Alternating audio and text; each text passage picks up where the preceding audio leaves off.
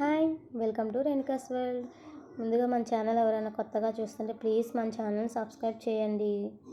ఇంకా లేట్ చేయకుండా వీడియోలోకి వెళ్దాం. ఈరోజు వీడియో వచ్చేసి పొట్టు మినపప్పుతో సున్నుండలు అండి. మీలో ఎంతమందికి సున్నుండలు అంటే ఇష్టమో నాకు కామెంట్ చేయండి.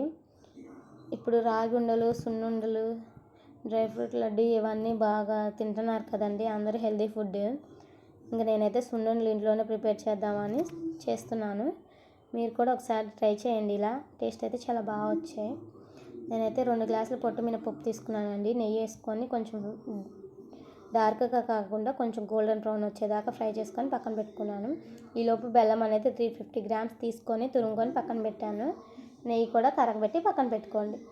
తర్వాత ఈ మినపప్పుని ఫైన్ పౌడర్ కాకుండా కొంచెం బరగ్గా మిక్సీ వేసుకొని పిండి ఆడించుకొని ఒక బౌల్లోకి ఈ పిండి వేసుకొని ఓరకలా కలపండి. తర్వాత నెయ్యి కొంచెం అది తురుముకున్న బెల్లం కొంచెం వేసుకుంటా కలుపుకుంటా నెయ్యి వేసుకొని కలుపుకొని పిండి అనేది కనిపించకుండా ముద్దలాగా వచ్చేలా కలపాలి.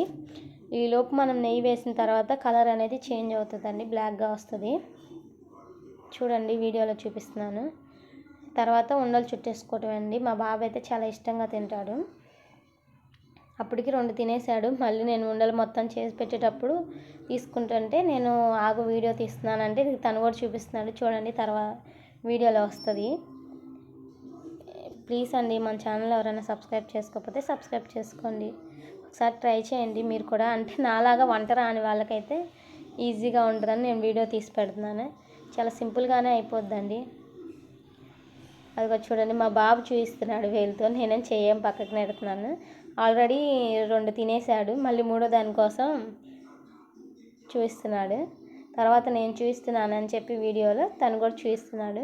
ప్లీజ్ సబ్స్క్రైబ్ చేసుకొని ఫాలో చేయండి. బాయ్.